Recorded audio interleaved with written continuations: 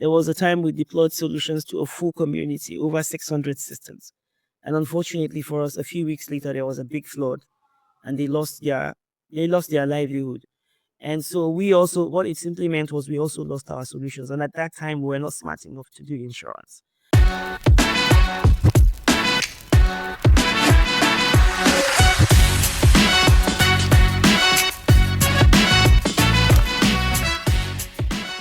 Good morning, good afternoon, good evening, depending on where you are watching us from. This is another exciting episode of The Adventures. My name is Kunle Olufemi. I am your host. As you know, on Adventures, we seek to bring you the stories of courage and vision behind the brands and the organizations that you see around you every day. By bringing you the stories, we hope to inspire you, to share with you some tips and tricks that will help you attain success faster in your entrepreneurial journeys, because we believe that by the things you will learn from this podcast, you will be able to avoid some of the mistakes that some of our guests have made, and then you'll be able to travel even faster. And today, we have an exciting guest for you in the studio.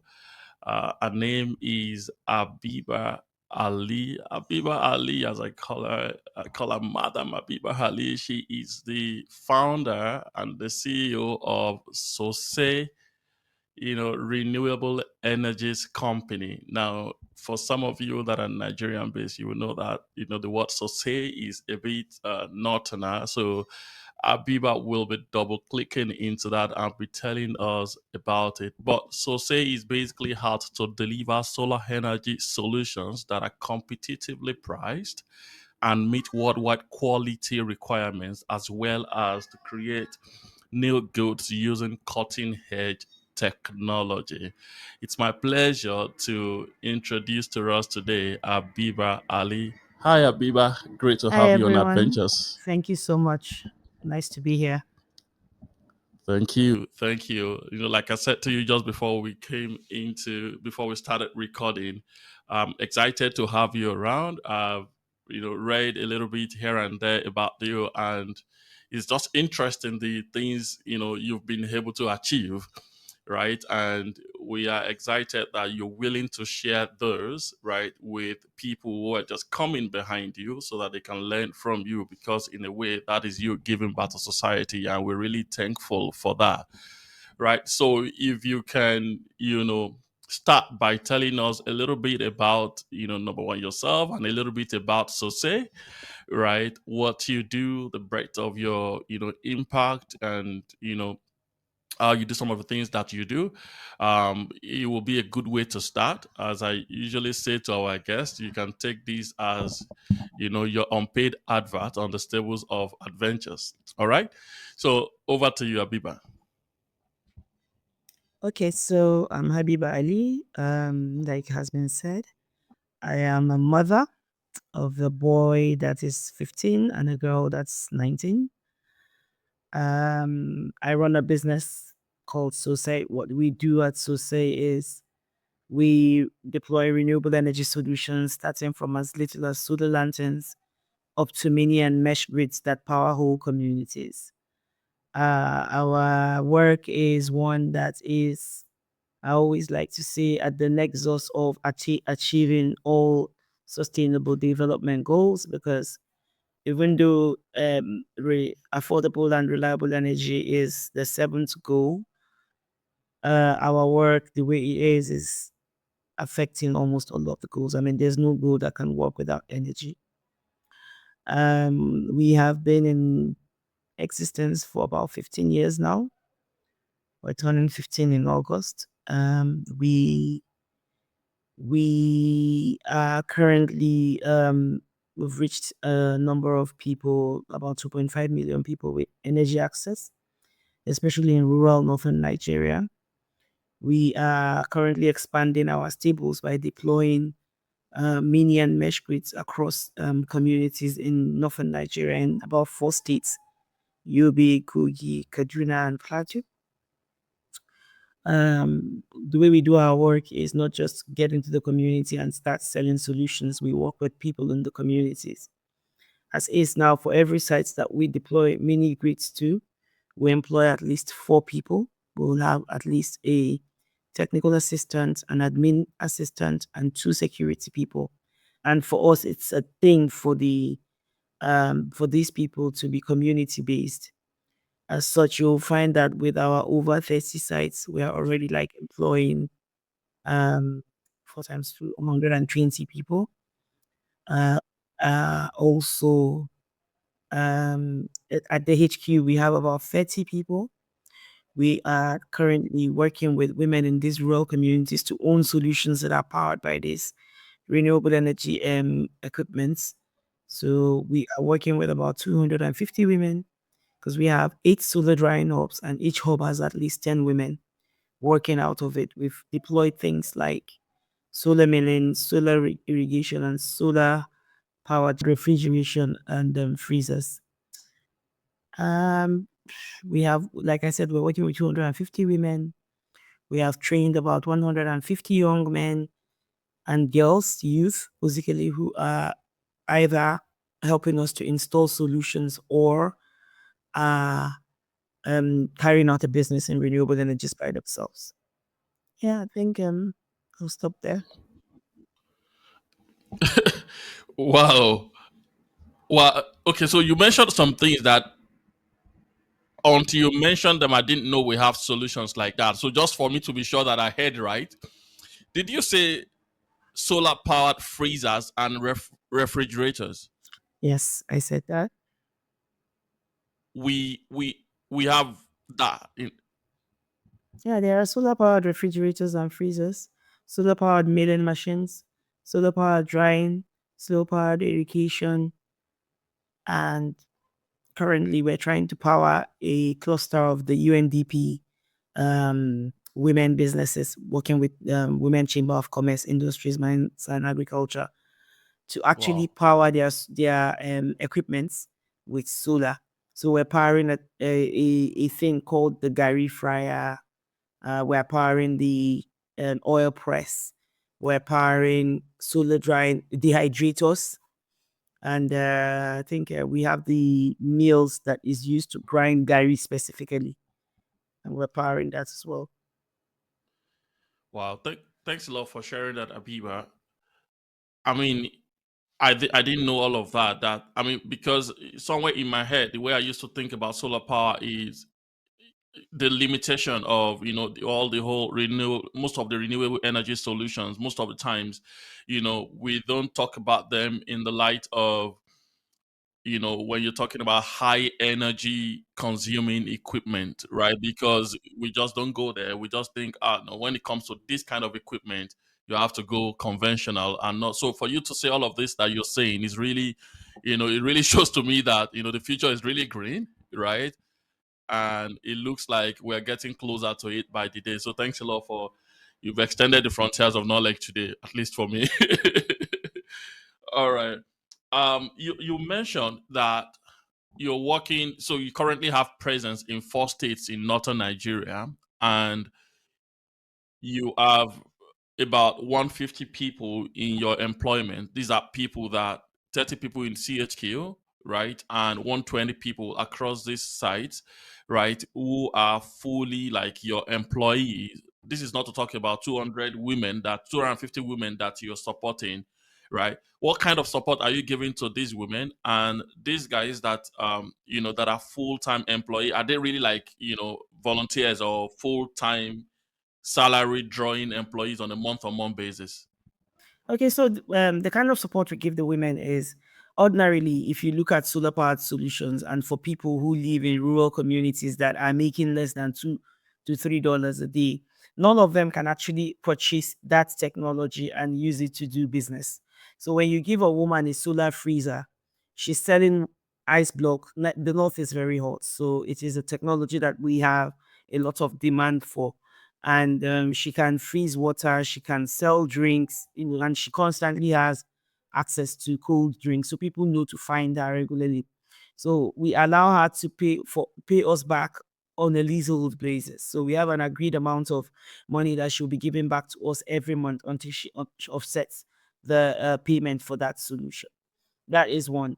For the women that I said, this is for the 250 women, and it could be a milling machine, it could be an irrigation pump. The irrigation pump, what they do is there are farmers who need irrigation in their farms, and so she leases it to them, and they pay her a fee. And from that, she's also gathering what she will pay, so say at the end of the month. We have a program that we call Mata Ariwan Sosai, which is Women of the North for Excellence, if you translate it loosely. And what we do is this all these women, we do not just leave them on their own. We make sure that this is an umbrella body that they belong to. And so even the ones that are at the drying hubs, like for example, we have a drying hub in Kui, where everybody knows is a ginger farming community. Our dryers allow them to dry ginger faster. They tell you that normally they would have used 10 to 14 days in drying ginger on the ground. But with these dryers, they spend about 4 days drying the ginger. And so it's optimized their processes. And we're going forward to even not just let them use only the solar technology. We're advising them that, okay, if you're selling this kind of ginger, why don't you sell high grade ginger? When you cut it and it wash it really nicely, cut it in very nice shapes so that when you dry it, it's like unique and people will know that if they come to the Massy women, which is the Matari wants to say women, they can get well cut, well dried ginger. And anybody that brings their ginger for you, you can even charge them for ensuring that their ginger is as clean as your own. And so what that means is you're making a premium and your own ginger also will sell for a premium in the market. And we have the young boys who, when we did a very big United Nations Framework Convention on Climate Change, improved stove project, we we did need hands to be helping us assemble the stoves in the communities. It was over 40,000 stoves for just that project alone. But by the time we were done with that project, we even had outliers of about 20,000 stoves that we had to deploy. We wouldn't be able to do that by ourselves, in not in any way. So we had to recruit for every community we went into. We had to recruit youth to come and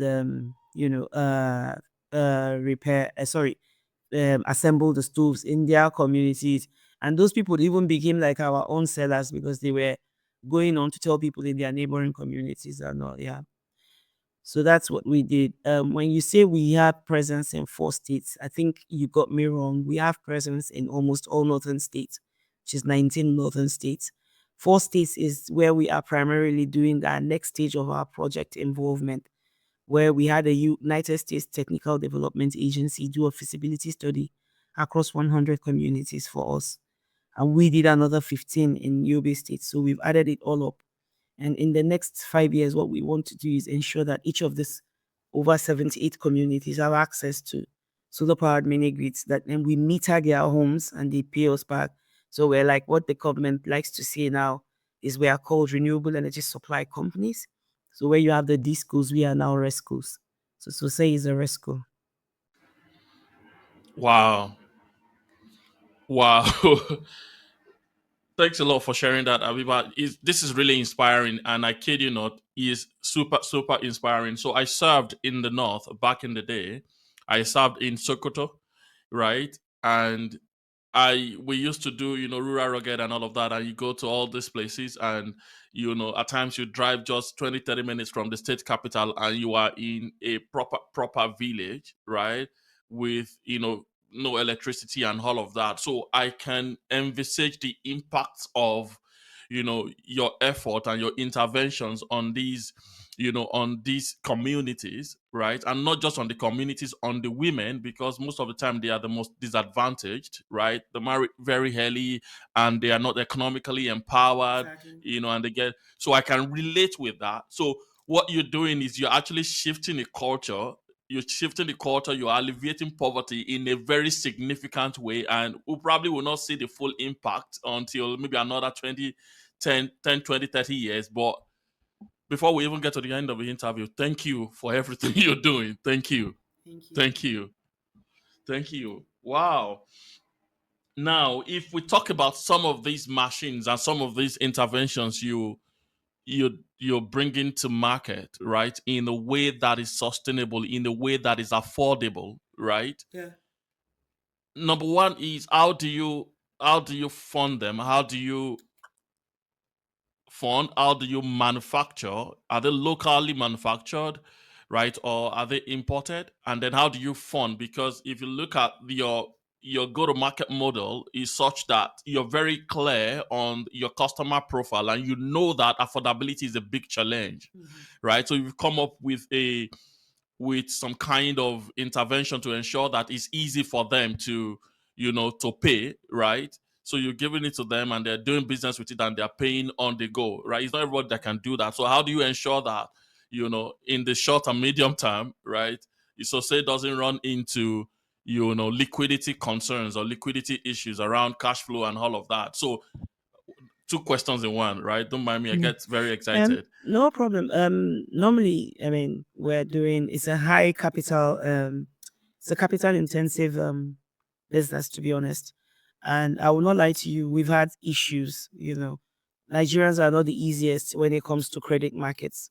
So when we started the pay as you go programs, we actually still have a lot of money out there, and we've written off a lot, but we still have a lot of money out there. But we are strategically changing a number of things now, and this is one of the reasons why we're actually focusing more on the community-wide solutions, because you meter somebody's home.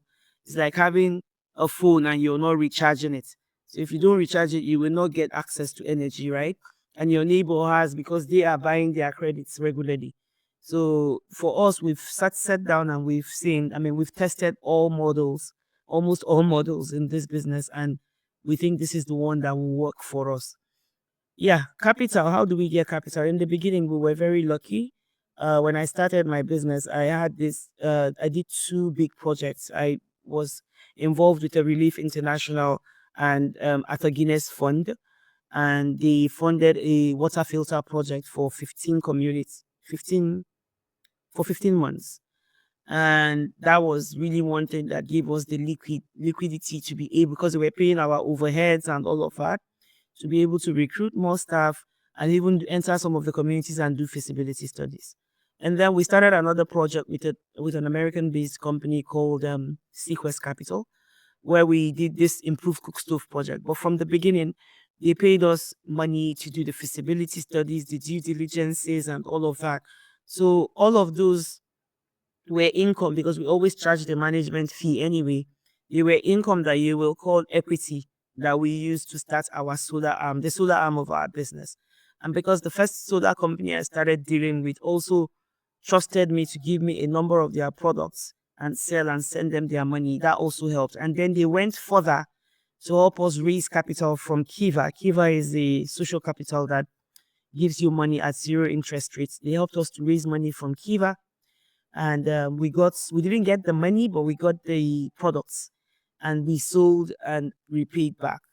So, and after then, we've also been very lucky. I mean, I think I was the first woman in Africa to own a renewable energy business. So one of the things that investors and funders were looking for at that time were the gender aspects. And so we were lucky to actually access a number of grants, a number of partnerships, a number of low interest debts. And we never really leaned on equity for a lot, but we got a number of debts, a number of grants, and that also helped us to create our profile when it comes to internationally acclaimed institutions. And these are institutions like the FCDO now, which is to be defeated then, the USAID, even though it's scrapped now, the USADF, that's United States Africa Development Fund, they funded like 4 projects for us. We worked with, like I said earlier, USTDA, as a technical development agency. We also had a thing with Vital Voices, is a US based organization that supports women leaders in all over the world. It's a global organization. And many others like that. Currently, we're also working with the World Bank under the IFC program and the Distributed Access to Renewable Energy Scale Up program of the Rural Electrification Agency. So that's how all the funding has been coming, and we've been, uh, juggling the funding to ensure that if you get 1 naira, you can do work that can look like 3 naira. It's not been easy. It's been difficult. I think I pay the worst salaries in Nigeria, but that's also another good thing because you've got a good team who understand and are helping you see the vision that you have. And I hope that in future I'm able to actually do them right. Mm. Wow. Wow. Thanks a lot for sharing that and for sharing that from your heart. Really, really appreciate that, Abiba. Um, you touched on the subject the other time, and if you don't mind me double clicking on it, right? And I know you probably evolved now by some of the interventions and the new models you're putting in place, but you know, you touch around the subject of default, right? You know, trusting people with things, and trusting that they will do right by by the company, by the fact that you've trusted them and all of that. But people are people, right? What would you say your default rate was in those initial days, and where is it now? In those days, it was almost 50% default rates, right? We had so much money outside. And then another thing that even made it even rise, I could even say was up to 60%, was there was a time we deployed solutions to a full community, over 600 systems. And unfortunately for us, a few weeks later, there was a big flood and they lost their livelihood. And so we also, what it simply meant was we also lost our solutions. And at that time, we were not smart enough to do insurance. Even though when you do insurance, Nigerian insurance will tell you, well, I mean, give or take, this is not what we insured for, something like that. But anyway, we didn't even have any. So I can't say um this they would have done this or that. But anyways, currently we've been able to reduce for you to do any product from us on pay as you go. Now the KYC we do will actually even frustrate you to the point that they will decide If that you're not serious, hold you your will go. money, or we work with the bank because we always believe that we are not a banker, and bankers have a Mm, way of ensuring that they make sure you pay your money. But ultimately, we've actually really, really reduced even. I always tell my team, first off, tell people we don't do pay small, small anymore. And then when they mm.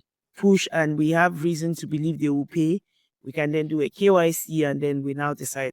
So that has really reduced the default rate to like 20 Default to rate. 30% or something like that. It's still Mm, a long ways ahead. I want to bring it out to like 15%. So hopefully we can mm. get there. Thanks a lot for sharing that so transparently. I appreciate that. Yeah, so you've explained to us how you know kind of dealing with the people that you are dealing with, right? But I'm also wondering, because knowing that you're an African Nigerian entrepreneur, and we do not have a lot of upside in terms of international organizations trusting us, right?